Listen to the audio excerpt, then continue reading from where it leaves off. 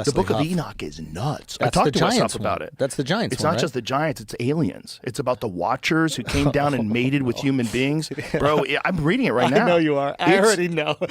bananas. She told me to read it.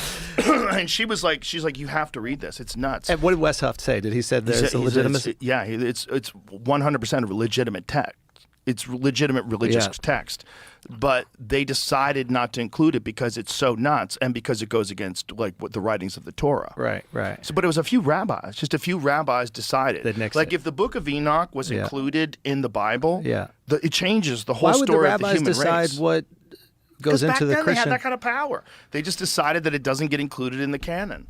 This is a long time ago. But yeah, I mean, this is like around. Well, who decided the canonized Bible, right? This is like Constantine time, right? Well, that's for the New Testament, right? And so with the Old Testament, you've got Wes Huff would be the guy to ask all these questions. Enoch was included in the Old Testament. Oh, it's old as fuck. Oh, okay, got it. Not only is it old as fuck, when they found it, they also found a version of the Book of Isaiah. This is one of the things that Wes Huff told me that was really fascinating. They found a version of the Book of Isaiah that is verbatim the same as a version of Isaiah that was 1,000 years later, which they thought was the original. Unbelievable. That's what's crazy. For 1,000 years, they maintained the exact same story verbatim, writing it down and passing it on. And the Book of Enoch's in there with that. And the Book of Enoch is bananas. Yeah, I think we might need to do a little deep dive on the Book of Enoch. The Book of Enoch, it says that these Watchers came down and mated with human beings and created a race of giants called the Nephilim who consumed and destroyed everything in front of them. Gee, that sounds like people. That sounds a lot like people. If you got a bunch of little chimps and then you got these tall aliens and they make a fucking 7-foot man, you know, a Viking, who's like chopping off heads and lighting villages on fire and has this unstoppable desire for conquest, that's humans. The Nephilim sounds like humans. Exactly. So they're not giants. We are the giants. And then what if the other folks... They might have been giants. Like, it's hard to say. But what if the other folks were the Neanderthals? Well, because there was a time where we're living together, right? Right. Well, they were here before us, allegedly. Well, the question is, like, where did humans come from? This is the real question. There's a really interesting show on PBS right now called Human, where this lady goes on this journey of, it's like, she's, what is her degree in? Is she an anthropologist? I believe she's an anthropologist.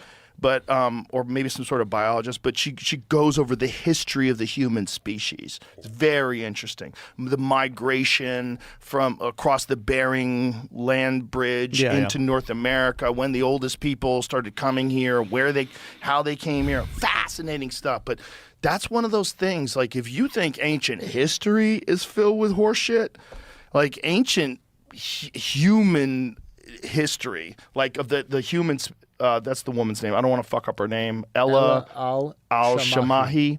And it's on BBC and PBS. Really good show. I just started watching it. She's a paleontologist. Degree in genetics and taxonomy and biodiversity. But they just found recently a human skull that pushes the date of humans back another 500,000 years. Yeah. So it's like all they know is what they find in the fossil record, and there's so little fossil record. And then they keep finding new things. Like they just found Denisovans in like 2010. They're like, whoa, what is that? What's this? Total new branch of the human tree. It's called Denisovans. Yeah, Okay. they found like a bunch of teeth, I think, in Asia, and they're like, what the fuck is this? And then or maybe it was Russia. So there's that. There's the one that they found in China, the big head people. That's the one that I real recent. That's real recent. I forget what that one's called. We've done this a million times, but I always forget. But so they're always finding these new versions of humans. So how many of them really were there? But if there's a bunch of science experiments, if aliens are coming down and like, let's try them where they're short and really powerful and they only eat meat. And that's Neanderthals. Like, stop. This one's not a good design. This is not a good design. We need them a little more frail so they invent things. Because the brutes don't invent anything. Yeah, more frontal cortex. Yeah, the Neanderthals had bigger brains than us. That's what's interesting. So then what part of our brain was specifically different? See, we have a very our idea of them is that they were dumb and they couldn't talk and that they were brutes. But it doesn't seem like that's true. In fact, it seems like they had art, they definitely had tools, and they had language. And they might have been as smart as us. They were just different. And maybe us being a little weaker is what made us smarter. You know? Or made us work collectively. Maybe we're a little more alien, just a touch. Right. There's a little too much salt in that stew. Let's add a touch more of us. And, you know, it seems like the hairy, 5'7", 200-pound fucking savages with big eyes that might be able to see at night, because it looks like they might have had night vision. They have huge eyeballs, man. Right. The Neanderthal eye socket's way bigger than ours. Their skull's thicker. Their bones are more dense. They might have had night vision, like a dog. You know how dogs, their eyes glow when the headlights hit them? They might have had that same ability. I mean, I don't know why. That design's too sketchy. It's just not They working. can see at night, Yeah. and then they go hunting other people. This is too much. But then we hunted them. Maybe. We might have just fucked them. I also heard we fucked them. Well, I Yeah, think we you had that hunted them and joke, we right? fucked You're them. like, I got a little bit of... Yeah. One more time with the monkey. But in terms of, like, the stories, like... All right, you know when a comic gets off stage and, like, they think they killed, but they bombed? Right. Like, there could be people telling those stories in the books. There could be. Like, meaning what their rendition of what happened is in the book, and that is what they truly believed happened. They might not even be delusional. They are delusional, but, like, that's what they saw, and that's what happened to them. And history is always written by the winners. Exactly. Yeah. My version of the Bible story back in the day, I used to have this bit about Noah's Ark. I was like, the problem with the Bible is people are full of shit, and that story sucks. Yeah. Like, it's that simple. It's Yeah. like people lie all the time. I've never met any politician or any person who's in charge of anything that's, like, really important that I would say never lies. So if you're back then where there's zero accountability, zero video, zero anything, they can't even write. Well, that's where the cross-referencing makes sense, right? It's like that's when you got a bunch of different people saying the same thing or similar things. You start to go, okay, maybe this did happen. That we were, and I've heard some wild theories, like people think that, humanity was seeded by UFOs, and that's I don't agree with that theory. I'm going to address it because it's a fun one. It's an interesting theory. If you found out it was true, would you tell everybody? I mean, I'd be transparent about it, but I just don't personally believe it. But would you believe it if you found out that was the information that the government had? Well, I put it out there because that's what I'm right. But what to would that do for your belief system? That would suck. But would it suck, really? But maybe that's what's confusing about the Bible. Maybe what's confusing is that it was an oral tradition for hundreds, if not 1,000 years before it was ever written down, right?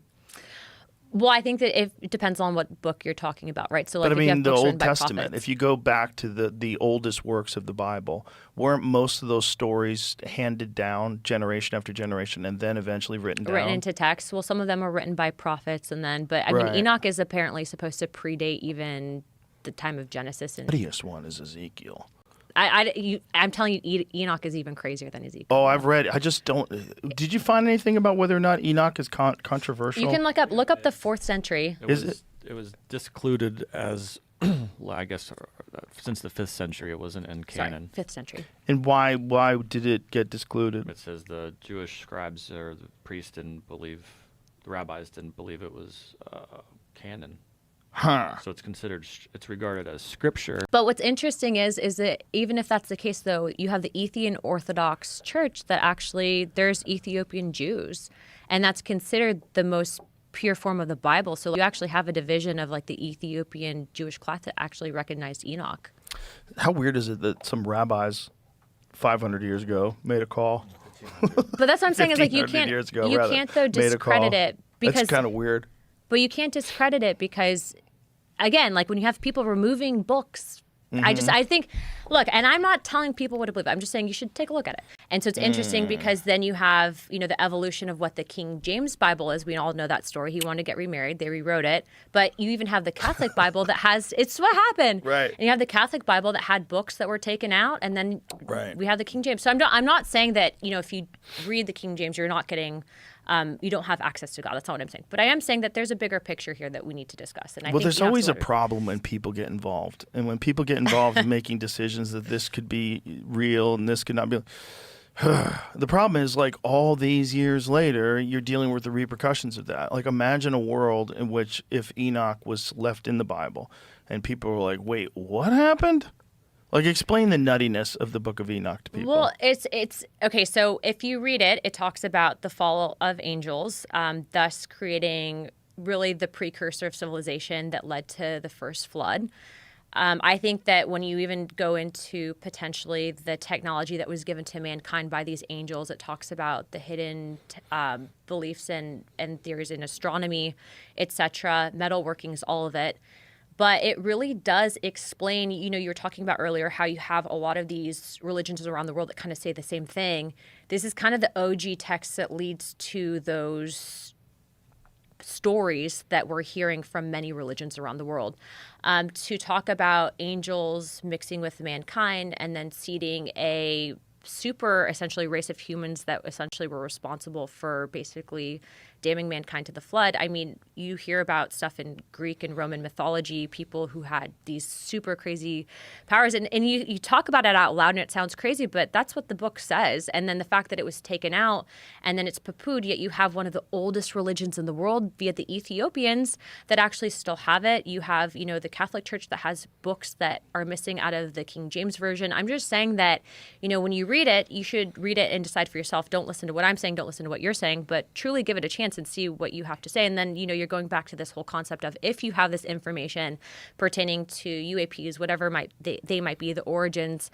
I mean, if you have a understanding of what Enoch was talking about, kind of makes sense. Well, I go back to my thoughts on all this stuff. It's like, no, very few people could even read back then. Very few people could write, right? So you're not going to write. You're probably going to try to capture a truth. You're probably not writing necessarily to deceive people and make up a story. So the question is, with all this stuff, is like, what was the original truth that they were trying to write down, and how much of it is getting distorted by translations from ancient Hebrew to Latin to or Greek, Aramaic to English. Like how much of it? And there's this thing. Is it possible to even understand what they're saying without understanding the language? My friend Rick Strassman, he's a very fascinating guy, but brilliant guy. One of the things that he did is he taught himself ancient Hebrew so he could read the Bible in ancient Hebrew. It took him 16 years. Wow. But he did it because, like, I want to know it in that language. That's smart, because there's always an aspect of translation where you lose certain implications. If you're playing the telephone game, you want to be second. You don't want to be 15th. Exactly. Right? And whoever was writing it down the earliest, that's probably, you're closer to their depictions of what that truth is than after King James starts fucking around with it and all these Want other a new people, wife, got to remove certain stuff. All these new people start getting involved. But boy, when you go to the really old stuff, the really old stuff is very strange. I'm telling you, the Ethiopian Orthodox Bible, I actually had a staffer that went to Ethiopia. She was on a church trip, and she actually brought me back a copy, and she's like, you can translate it via Google Translation, so kudos to modern day technology. So I have it in my office, and actually when I did my swearing in, I actually did my swearing in on the Ethiopian Orthodox Bible. Wow. It's cool. Crazy. I think we're probably going to be responsible for, like, the Book of Enoch sales probably increasing on Amazon. Well, I'm going to buy it. I'm going to buy it. I need to read it now. Thank you so much for watching. In the middle of the audiobook of the Book of Enoch, and it's one of the wildest things I've ever listened to in my life. It's weird. Oh my God, it's so weird. When you realize that a lot of the people in the Book of Enoch are also in the Bible, and that it's one of the craziest stories. It's one of the craziest origin stories ever, that angels came down and bred with humans and made giants. Right. The giants destroyed the earth. Like, what is this story? It's mostly in the Hebrew Bible. It's the story of what led to the flood. Yeah, the sons of Elohim. How do you interpret the Watchers? What do you think that could be? I think, they're not mentioned in the Hebrew Bible. They are mentioned in the Book of Enoch. That's a crazy book, isn't it? It's crazy. Yeah, I started reading it, and I said to my wife, I can't handle this. It's too much. It's because if that was left in the Bible, if they decided that was like a part of the canon. That would change everything. Well, in what way? It's the craziest story ever. That these things came down and bred with humans and created giants, and the giants destroyed and consumed everything. Yeah, those giants. And consumed each other. Like, yeah, bloodshed. what kind of kooky story is this? Like, what is this? Well, it's the reason for the flood, Right. and all that. Yeah. So things just got so bad, God said, I changed my mind. And he brings the flood. When you hear about these biblical depictions of fantastic events, how many of them are you attributing to a psychedelic experience? Are you open to that, or do you just not worry? Well, they're clearly a psychedelic experience. The Book of Enoch is just fully psychedelic. I mean, Right. at least a lot of it is.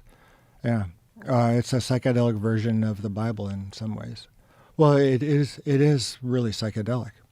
I think it's from the release of endogenous DMT. It comes about, or from drinking and having an ayahuasca-like experience. That's what you think the origin of the Book of Enoch is? Well, it's a psychedelic experience. It's a prophetic. It might be a prophetic state that's brought about. It's a visionary state, clearly. Might have been a huge fever dream. I mean, he was really out there. These things are happening in an alternative dimension. Right. Yeah, I think they're happening in an alternative dimension. Like when you smoke DMT, you return to the same place each time. So there seems to be some reality, some DMT world that people enter into. In that same manner, the world of the Hebrew Bible early on, Adam, Eve, Cain, Abel, Noah, the Tower of Babel, all that took place at some different level of reality, which gradually made its way into ours. And once it made its way into ours, there's the archaeological evidence, the first temple, second temple, and so on. So there is a transition between, our world and that world kind of merged. But in the beginning, it was an alternative dimension. It's the same God, I think, but different dimensions. So, is this your own personal conclusion? Yeah. Well, when I was on the show last time, you're asking if I believe those things took place, and my answer then was I take it as if it were true. Right. And then I started to think, how I would do that. Like, in what world would that be true? It'd be a different world. Right. I've always believed that they were trying to record something. I just didn't always trust that human beings were completely honest with their recollection of events, so that there's something that they were trying to write down. But was it really coming from God? Are these accurate events? What exactly happened with Noah and the ark? Mm-hmm. What really happened? Well, 3 stories. 3 levels. Mm-hmm. 2 of each. Yeah, but like, how's he feeding them? Animals eat other animals. The whole thing's nuts. You would need a lot more rabbits. You need so many animals to keep just the lions alive. Right. It doesn't make any sense. How's he getting them all from all over the world into his stupid boat? Yeah. There's so many things that are wrong. What do you think was going on with that story? Like, what is the origin of the story of Noah and his ark and his family and all the animals on the boat? Yeah. Well, I think it was taking place in that alternate universe. It may have taken place on the planet. I don't know. I'm, looking at, why we don't have any clear archaeological history story. About what happened during the time of Noah, if there was a time of Noah. It's useful because Noah came from Adam and Eve. And he and Noah and his family were the only survivors of the flood. The first thing Noah did, got drunk after the flood. The first thing? The first thing he did, he planted a vineyard, grapevine, drank, got drunk. He exposed himself in the tent. One of his grandkids reported it and made a laughingstock of him. Oh, really? Mm-hmm. Oh, no. Poor Noah. He got canceled? Noah got canceled? Yeah. took off his clothes. Really? Drunk. Wasn't he like 600 years old too? He has first child at 600, I think. That seems right? real. Well, he may have lived six. You know, a lot of people wonder, you know, why did people live, you know, in the Bible anyway? Right. How did people live 900 years? Well, they did. But that's also why people question what the origin of the story is. That's why. Can you hear things like that? You're like, wait a minute, how old was he? 600 years old? Come on, man. His first child. He's just a regular dude. Yeah. His first kid when he was 600. His last one, he was 830 or so. Oh, that seems logical. Yeah, yeah. But maybe. Why are you laughing? Maybe. Really, it could Listen, be true. Why not? If people lived normally to be 600, would that be any weirder than living to be 100? No. Like, what if something happened? What if something happened and our lifespan just went? Brrr. Yeah. Well, the final species of man lives 35,000 years. Jeez Louise.